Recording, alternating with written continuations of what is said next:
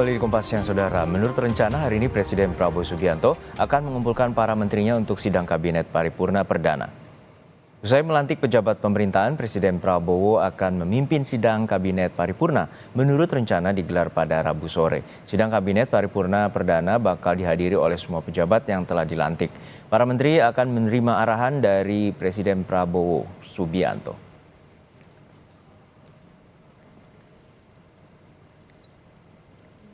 Hari ini Kabinet Merah Putih menurut rencana akan menggelar sidang Kabinet Paripurna Perdana pasca dilantik 21 Oktober kemarin. Lalu apa saja yang akan dibahas oleh pemerintahan baru? Lebih lengkap kita sapa jurnalis Kompas TV Dipo Nur Bahagia. Dipo, untuk sidang Kabinet Perdana ini akan digelar pada sore dan apa saja materi dan juga siapa saja yang akan hadir? Tentunya semua menteri dan wakil menteri dan kepala badan yang telah dilantik.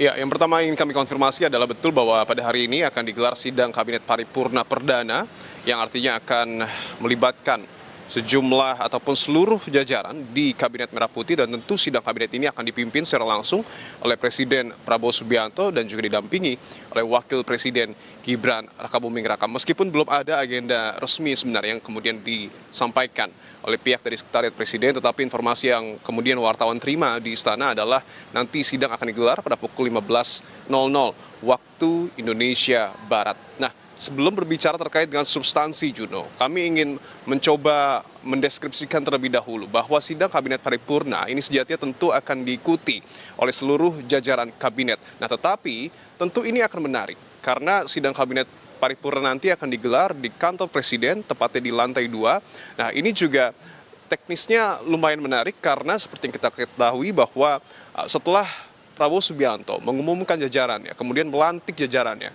kurang lebih ada 53 menteri dan juga pejabat setingkat menteri, ditambah dengan 56 wakil menteri, ada juga sejumlah pejabat lain yang kemudian dilantik, katakanlah seperti kepala lembaga, penasihat khusus, utusan khusus, dan juga staf khusus. Nah, kalau di total, ini kurang lebih ada 135 pejabat yang kemudian masuk ke dalam jajaran Kabinet Merah Putih. Nah, apakah kemudian ini semua ataupun seluruh pejabat ini akan hadir di dalam sidang Kabinet Paripurna? Ini juga menjadi tanda tanya kami secara personal begitu, karena tentu persoalan teknis seperti misalnya adalah ruangan apakah kemudian mampu menampung ratusan pejabat begitu. Nah, ini juga yang nanti tentu akan kita saksikan bersama pada pukul 15.00 waktu Indonesia Barat nanti. Nah, terkait dengan substansi, tadi juga teman-teman wartawan mencoba kemudian menggali apa sebenarnya tema yang kemudian akan dibahas oleh Presiden Prabowo Subianto, tetapi memang nampaknya kita harus menantikan terlebih dahulu karena tema tersebut baru dapat diketahui setelah Prabowo nantinya tentu membuka sidang Kabinet Paripurna Perdana. Tetapi tentu kita tidak bisa melepaskan sidang Kabinet Paripurna ini dengan asta cita Prabowo Gibran yang kemudian juga sebelumnya sudah disampaikan bahkan pada saat masa kampanye Pilpres 2024.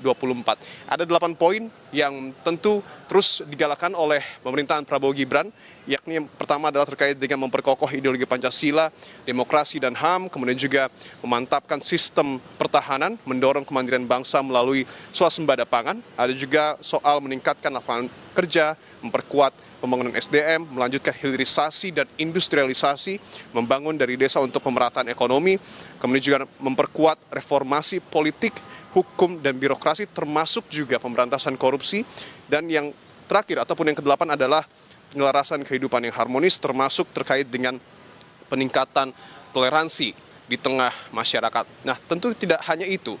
Kita juga bisa mengkerucutkan kembali lebih spesifik ini kalau kita melihat dan juga menyimak apa yang kemudian sebelumnya sudah disampaikan oleh Presiden Prabowo Subianto pada saat dirinya baru saja mengucap sumpah jabatan sebagai presiden di gedung parlemen beberapa waktu yang lalu. Ada beberapa poin yang cukup menarik disampaikan Prabowo di dalam pidatonya. Misalnya adalah seperti Prabowo mengakui bahwa masih adanya sejumlah kebocoran anggaran, penyelewengan, korupsi, termasuk juga kolusi.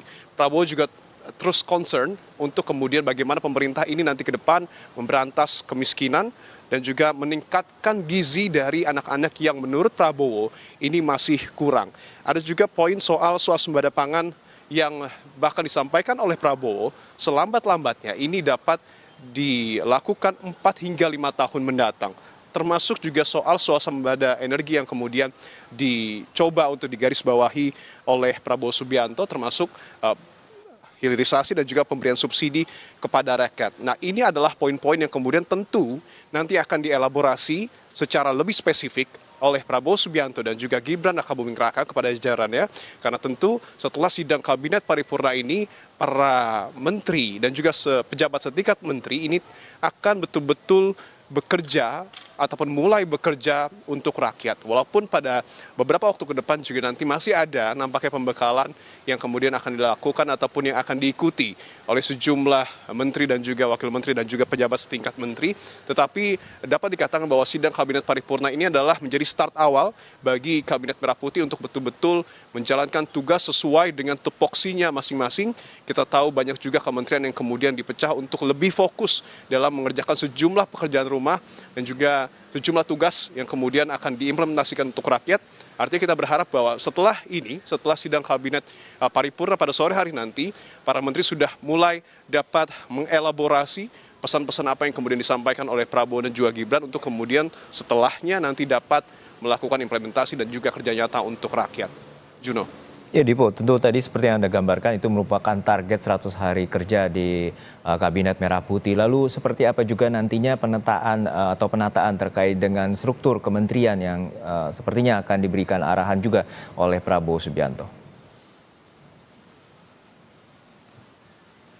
Itu juga yang nampaknya masih harus kita tunggu, karena seperti yang tadi kami sebutkan juga bahwa kita bahas soal teknis saja, apakah kemudian nanti seluruh jajaran kementerian baik itu di tingkat menteri ataupun wakil menteri ini juga akan hadir dalam sidang kabinet paripurna. Ini patut kita tunggu bersama. Apakah kemudian nanti tema-tema yang kemudian tadi sudah kami sebutkan yang menjadi mungkin saja fokus dari 100 hari kerja Prabowo Subianto dan juga Gibran Rakabuming Raka ini akan secara detail diberikan kepada para menteri. Ini tentu harus kita nantikan bersama, karena kalau kita berkaca kepada sesuatu hal yang lebih spesifik lagi bahkan, tentu kita tahu bahwa ada penambahan jumlah menteri, artinya tidak hanya terkait dengan komposisi, tetapi juga kantor-kantor dari tiap-tiap kementerian ini juga harus dapat dipastikan siap terlebih dahulu, karena artinya tentu akan ada perubahan lokasi ataupun nomenklatur dari tiap-tiap kementerian yang tentu ini juga tidak bisa diabaikan, harus disiapkan betul-betul agar para menteri juga setelah mendapatkan pembekalan dari Prabowo dan juga Gibran, mendapatkan arahan,